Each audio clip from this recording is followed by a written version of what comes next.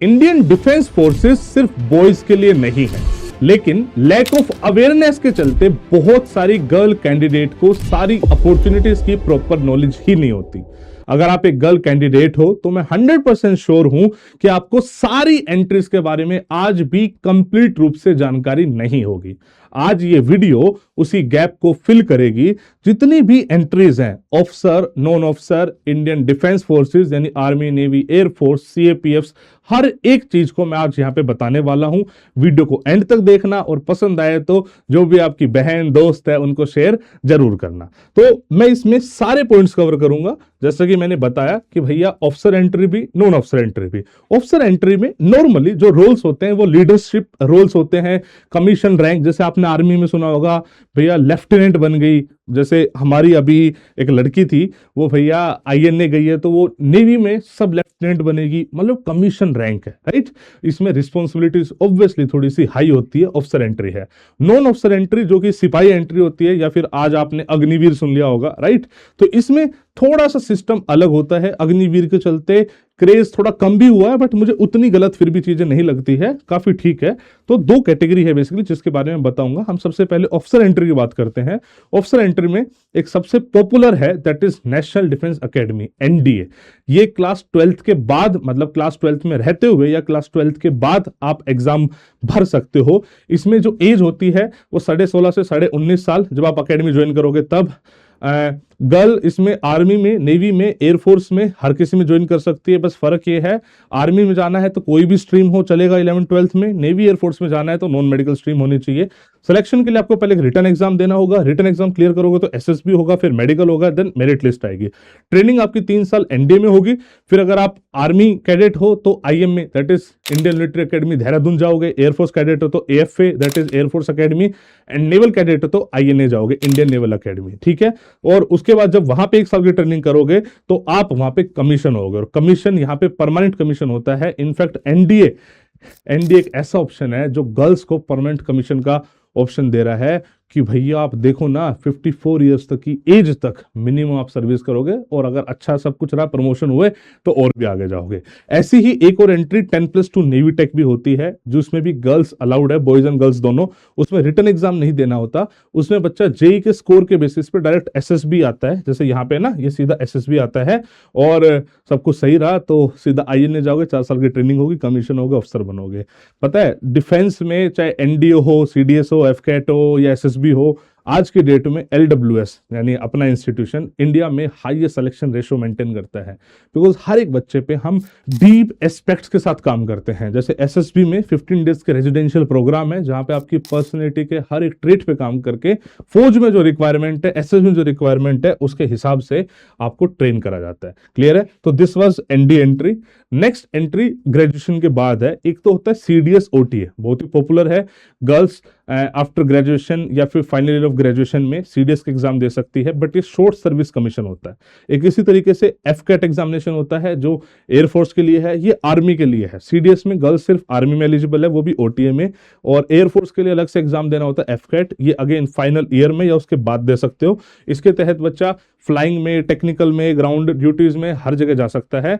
हाँ, फर्क इतना है कि सीडीएस में कोई भी आपकी स्ट्रीम हो, कोई दिक्कत नहीं है। एफकेट में अलग अलग स्ट्रीम के हिसाब से अलग अलग क्वालिफिकेशंस है, राइट। जैसे अगर आप साइंस बैकग्राउंड के हो तो ज्यादा ऑप्शंस होंगे, अगर नॉन साइंस बैकग्राउंड के हो थोड़े से कम होंगे, बट ऑप्शंस यहां भी होंगे, राइट। ठीक है। इसके अलावा बहुत सारी एंट्रीज ऐसी हैं जो डायरेक्ट एंट्री होते हैं, जिसमें रिटन एग्जाम नहीं देना होता, सीधा एसएसबी का मौका मिलता है। एक एंट्री है एनसीसी स्पेशल एंट्री, मतलब ये उस कैडेट के लिए है जो एनसीसी में 3 साल तक पहले सर्व करते हैं, सी सर्टिफिकेट होल्डर होते हैं। उसके बेसिस पे एनसीसी एंट्री निकलती है हर बार। इस बार की खास बात बताऊं, इस बार 5 वैकेंसी थी एनसीसी में, एनसीसी स्पेशल एंट्री में। 5 में से 3 लड़कियां हमारी गई है, एलडब्ल्यूसी गई है, ठीक है। एक होती है बच्चे एसएससी टेक एंट्री, ये आर्मी और नेवी दोनों निकालती है। जो भी बीटेक ग्रेजुएट लड़कियां हैं उनके लिए इसमें कुछ नहीं, आपकी बीटेक के परसेंटेज के बेसिस पे डायरेक्ट एसएसबी को लेटर आती है, और भैया अगर सब कुछ सही रहा तो एसएसबी में रिकमेंड होने के बाद कमीशन हो जाओगे। और अगेन ये थोड़ा सा है शॉर्ट सर्विस कमीशन, ये भी राइट। जैग एंट्री बेसिकली जो लॉयर होते हैं उनके लिए होते हैं, फौज में भी लॉयर चाहिए होते हैं। उसमें होती है, वैकेंसी थोड़ी कम होती है। इसमें क्लैट पीजी के एग्जाम के बेसिस पे आपको एसएसबी की कॉल लेटर आती है। एक और बहुत ही special entry that is MNS, military nursing services. ये क्लास 12th के बाद ही बच्चा जा सकता है जो पीसीबी लेते हैं ना, जिसको जो नीट एग्जाम देते हैं, तो नीट के स्कोर के बेसिस पे एक बेसिक शॉर्टलिस्टिंग होगी, फिर एक रिटर्न एग्जाम होगा, एक छोटा सा इंटरव्यू होगा, देन मेडिकल प्रोसेस होगा। बेसिकली बीएससी नर्सिंग कराएगी इंडियन आर्मी, खुद ही ट्रेनिंग कराएगी, और उसके बाद after your completion of BSc आपकी जॉब लग गई, और जॉब बिल्कुल ऑफिसर लेवल है, मतलब कमीशन सीधा लेफ्टिनेंट के पद पे होना है, राइट। इसको लेके बहुत सारे लोगों को ऐसा लगता है कि यार वो नॉन ऑफिसर रैंक है, एमएनएस नॉन ऑफिसर नहीं है, ऑफिसर ही होते हैं, थोड़े बहुत कुछ फर्क है, बट उसके बावजूद ही बहुत ही बेहतरीन एंट्री गर्ल्स के लिए, राइट। इसमें खास बात है एमएनएस में सिर्फ गर्ल्स एलिजिबल है, राइट। कुछ नॉन ऑफिसर, जैसे आपने अग्निवीर सुना होगा ना, अग्निवीर स्कीम, तो उसके थ्रू आप आर्मी, नेवी, एयरफोर्स तीनों में जा सकते हैं। क्वालिफिकेशन अलग अलग उसके हिसाब से होती है, जैसे नेवी में क्वालिफिकेशन अलग है, एयरफोर्स में अलग है, आर्मी में अलग है। पर जनरलाइज ये है, अगर आप मतलब नॉन मेडिकल साइंस स्ट्रीम के स्टूडेंट हो तो कंपेरेटिवली ऑप्शन आपके लिए ज़्यादा होते हैं। बस फर्क इसमें इतना ये है कि 4 साल तक तो आपको मतलब सर्विस मिलेगी। 4 साल के बाद 25% को परमानेंट रख लिया जाता है, 75% को वापस भेज दिया जाता है। बट उस 4 साल में भी अगर आप चाहोगे तो आपको ग्रेजुएशन की डिग्री कराएगा, राइट। मतलब फौज आपको ग्रेजुएशन की डिग्री कराएगा।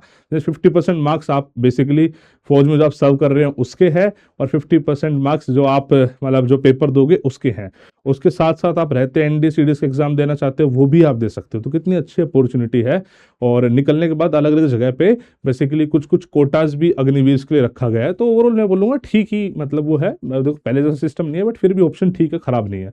Paramilitary forces, CAPF, central arm police force जैसे सीआरपीएफ, बीएसएफ, सीआईएसएफ, आईटीबीपी, इन सब में अलग अलग लेवल पे, चाहे कांस्टेबल लेवल पे भी जाता है, सब इंस्पेक्टर लेवल पे भी जाता है, और असिस्टेंट कमांडेंट सीएपीएफ का पेपर होता है उस लेवल पे भी एंट्रीज अवेलेबल है। बस लोगों को इनफ नॉलेज नहीं होती है।